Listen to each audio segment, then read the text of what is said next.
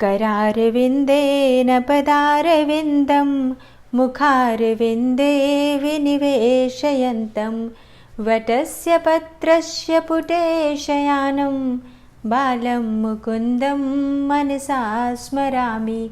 श्री कृष्ण गोविंद हरे मुरारे, हे नाथ नारायण वासुदेव। जय माता रानी। दोस्तों, आपके अपने चैनल धर्म साधना में आपका बहुत बहुत स्वागत है। माँ भगवती दुर्गा की कृपा आप और आपके पूरे परिवार पर सदा सर्वदा बनी रहे। दोस्तों, पितृपक्ष में अर्थात आश्विन मास के कृष्ण पक्ष की जो एकादशी होती है, उस एकादशी को इंदिरा एकादशी कहा जाता है। दूसरी जो एकादशियां होती हैं वर्ष भर में, जैसे कि 24 एकादशी होती हैं, इन सभी व्रतों के प्रभाव से तो व्रत करने वाले को सर्व सुख की प्राप्ति होती है और अंत में मोक्ष की प्राप्ति होती है। परंतु शास्त्रों के अनुसार इंदिरा एकादशी व्रत जो व्यक्ति धारण करता है, उस व्यक्ति को स्वयं तो मोक्ष की प्राप्ति होती ही है, उसके 7 पीढ़ियों तक के पितृ तर जाते हैं, मोक्ष को प्राप्त हो जाते हैं। इंदिरा एकादशी का व्रत धारण करने वाले व्यक्ति अपने सभी पितरों का उद्धार करके उन्हें भी दिव्य लोक में प्रवेश करने का अधिकारी बना देता है। तो इस एकादशी को बहुत महत्वपूर्ण माना गया है। इस एकादशी में भगवान शालिग्राम की पूजा की जाती है और पूजा में तुलसी के दल का, तुलसी के पत्तों का प्रयोग किया जाता है। प्रसाद में भी तुलसी के पत्ते जरूर होते हैं। अनिवार्य रूप से इस एकादशी पर तुलसी का प्रयोग किया जाता है, जिससे कि पितरों की विशेष कृपा प्राप्त होती है। और साल 2022 में 21 सितंबर बुधवार को इंदिरा एकादशी है। तो अगर आप इंदिरा एकादशी का व्रत धारण करते हैं, बहुत ही श्रेष्ठ है। लेकिन अगर आप किसी भी कारणवश इंदिरा एकादशी का व्रत नहीं कर पाते हैं, तो भी आज के दिन आपको विधि विधान से भगवान श्री विष्णु की पूजा करके व्रत की कथा अवश्य सुननी चाहिए। क्योंकि भगवान श्री कृष्ण ने स्वयं कहा है कि जो व्यक्ति इस कथा को सुनता है, मतलब इंदिरा एकादशी व्रत की कथा सुनने मात्र से ही वाजपेयी यज्ञ का पुण्य फल प्राप्त होता है। तो अगर आप व्रत नहीं कर पाते हैं, तो भी आप अगर कथा सुनते हैं, तो इससे भी आपको भगवान श्री विष्णु की असीम कृपा प्राप्त होती है। और आज की वीडियो में मैं आपको सुनाने वाली हूँ इंदिरा एकादशी व्रत की कथा, और इसके साथ ही पारण कब और कैसे करें, पारण का शुभ समय क्या है, किस विधि से आपको व्रत का पारण करना है, ये संपूर्ण जानकारी भी आज की वीडियो में मैं आपसे शेयर करूंगी। तो वीडियो को पूरा जरूर देखिए, और अगर आपको आज की वीडियो अच्छी लगे तो इसे लाइक भी जरूर कीजिए और शेयर भी जरूर कीजिए फैमिली फ्रेंड्स के साथ। और अगर आप चैनल पर पहली बार आए हैं, अभी तक आपने चैनल को सब्सक्राइब नहीं किया है, तो आज की वीडियो अगर आपको अच्छी लगे तो चैनल को सब्सक्राइब जरूर कर लीजिए और बेल बटन को भी प्रेस कर लीजिए। तो इससे ये होगा कि इस चैनल पर जो नई वीडियो अपलोड होंगी, उनकी नोटिफिकेशन आपको सही समय पर प्राप्त होगी। दोस्तों, बात करें इंदिरा एकादशी व्रत के नियम और पूजा विधि के बारे में, तो ये सभी वीडियो चैनल पर पहले से अपलोड है, आप उन्हें देख सकते हैं। इंदिरा एकादशी के दिन पितरों की कृपा पाने के लिए आपको क्या करना चाहिए, कौन सा उपाय करना चाहिए, इस बारे में भी चैनल पर वीडियो अपलोड है, तो आप चाहें तो उसे देख सकते हैं। और बात करेंगे पारण के शुभ मुहूर्त के बारे में, लेकिन उससे पहले सुन लीजिए इंदिरा एकादशी व्रत की पावन कथा। कथा सुनने से पहले भगवान श्री विष्णु का अपने मन में ध्यान कीजिए। चतुर्भुज स्वरूप भगवान श्री विष्णु का और पीताम्बरधारी भगवान श्री विष्णु को अपने मन में ध्यान करके, हृदय में उन्हें विराजमान करके ओम नमो भगवते वासुदेवाय नमः इस मंत्र का उच्चारण कीजिए। उसके बाद पूरे भक्ति भाव से इस कथा का श्रवण कीजिए। एक बार धर्मराज युधिष्ठिर ने पूछा, हे जनार्दन, आश्विन मास के कृष्ण पक्ष की एकादशी का क्या नाम है, इसके व्रत की विधि क्या है, इस व्रत का फल क्या है, सो कृपा करके कहिए। श्री कृष्ण ने कहा, हे राजन, इस एकादशी का नाम इंदिरा एकादशी है। यह एकादशी पापों को नष्ट करने वाली तथा पितरों को अधोगति से मुक्ति दिलाने वाली है। आप ध्यान पूर्वक इसकी कथा सुनो। इसके सुनने मात्र से वाजपेयी यज्ञ का पुण्य फल प्राप्त होता है। सतयुग में महिष्मती नाम की नगरी में इंद्रसेन नाम का एक प्रतापी राजा धर्म पूर्वक अपनी प्रजा का पालन करते हुए राज्य करते थे। वह राजा पुत्रों, पौत्रों और धन धान्य से संपन्न थे तथा परम विष्णु भक्त थे। एक दिन जब राजा अपनी सभा में बैठे थे, तो आकाश मार्ग से महर्षि नारद उसकी सभा में आए। राजा उनको देखते ही हाथ जोड़कर खड़े हो गए और विधि पूर्वक आसन और अर्घ्य दिया। तब सुखपूर्वक बैठकर नारद मुनि ने राजा से पूछा, हे राजन, आपके 7 अंग कुशल पूर्वक तो हैं, तुम्हारी बुद्धि धर्म में और तुम्हारा मन विष्णु भक्ति में तो रहता है। देवर्षि नारद की बातें सुनकर राजा ने कहा, हे देवर्षि, आपकी कृपा से मेरे राज्य में सब कुशल है तथा मेरे यहाँ यज्ञ कर्मादि सुकृत हो रहे हैं। आप कृपा करके अपने आगमन का कारण कहिए। तब नारद जी कहने लगे कि हे राजन, आप आश्चर्य देने वाले मेरे इन वचनों को सुनो। मैं एक समय ब्रह्मलोक से यमलोक को गया। वहां श्रद्धा पूर्वक यमराज से पूजित होकर मैंने धर्मशील और सत्यवान धर्मराज की प्रशंसा की। उसी यमराज की सभा में महान ज्ञानी और धर्मात्मा तुम्हारे पिता को एकादशी का व्रत भंग होने के कारण देखा।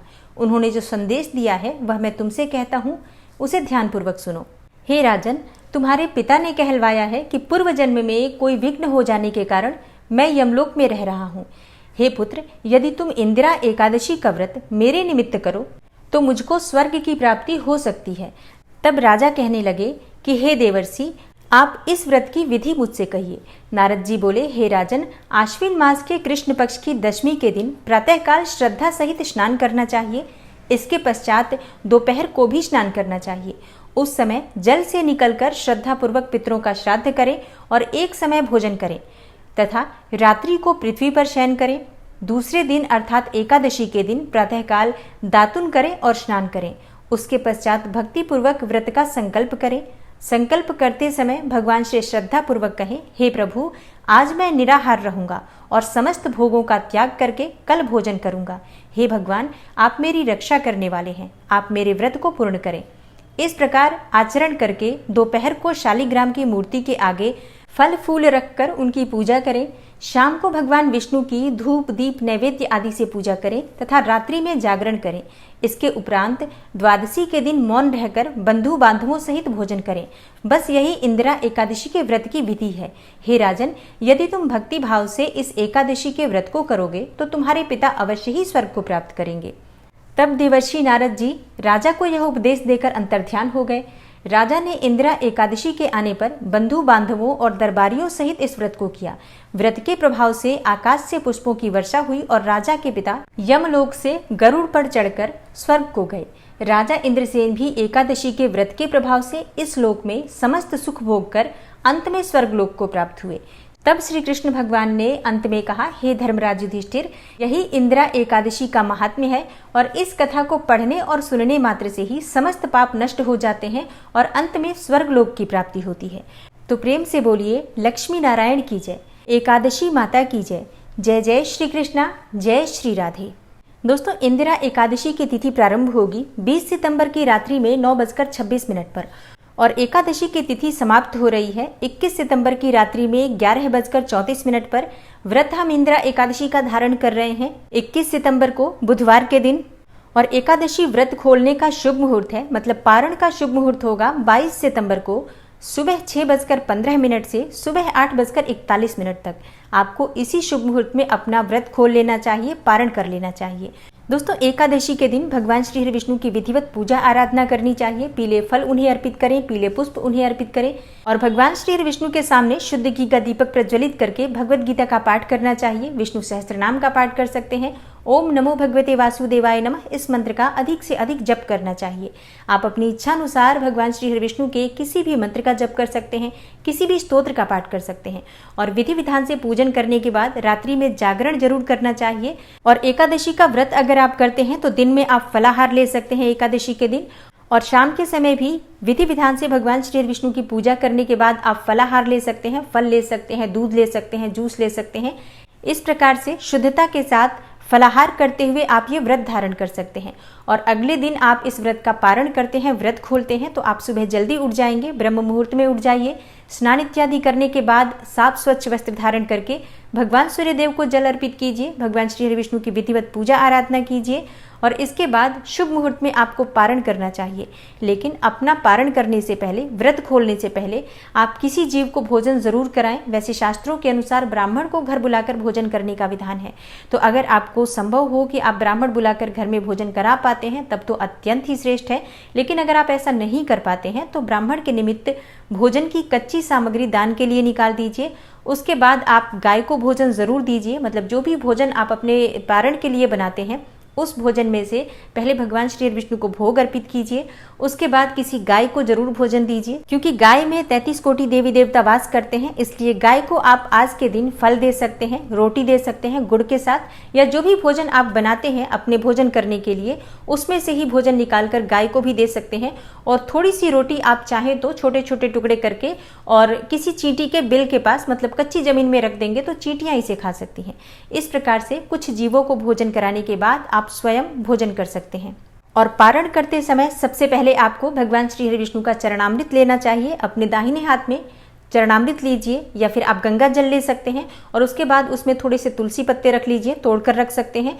और सबसे पहले इसे ही हमें ग्रहण करना है। उसके बाद से हम शुद्ध सात्विक भोजन करके अपना व्रत खोलते हैं, पारण करते हैं। और एकादशी का व्रत खोलते समय जो भोजन आप तैयार करते हैं उसमें किसी भी प्रकार से तामसिक चीजें नहीं होनी चाहिए। लहसुन प्याज का उसमें प्रयोग नहीं होना चाहिए। मसूर की दाल आप नहीं खा सकते हैं पारण वाले दिन। टमाटर, मूली, बैंगन, ये चीजें भी तामसिक चीजों में आती हैं। एकादशी के पारण में इनका प्रयोग नहीं करना चाहिए। एकादशी का पारण आप रोटी और सब्जी खाकर भी कर सकते हैं। कई स्थानों पर चावल का प्रयोग भी किया जाता है व्रत खोलने के लिए, तो आप चाहें तो चावल भी खा सकते हैं। दाल अगर आप खाना चाहें तो अरहर की दाल खा सकते हैं। मसूर की दाल का प्रयोग भूल से भी नहीं करना चाहिए। तो इस प्रकार से शुद्धता के साथ, सात्विकता के साथ आप अपना व्रत का भोजन तैयार कीजिए, पारण तैयार कीजिए और भगवान को भोग लगाकर फिर उसे ग्रहण कीजिए। आशा करती हूँ आज की जानकारी आपके लिए अवश्य उपयोगी होगी। अगर आपको आज की वीडियो अच्छी लगी हो, थोड़ी सी भी आपके लिए हेल्पफुल हो, तो वीडियो को लाइक ज़रूर कीजिए, शेयर भी ज़रूर कीजिए फैमिली फ्रेंड्स के साथ। और चैनल पर पहली बार आए हैं तो चैनल को सब्सक्राइब करके बेल आइकन को भी प्रेस कर लीजिए। इससे ये होगा कि इस चैनल पर जो नई वीडियो अपलोड होंगी उनकी नोटिफिकेशन आपको सही समय पर प्राप्त होगी। मैं मिलती हूँ आपसे अगली वीडियो में, तब तक के लिए नमस्कार।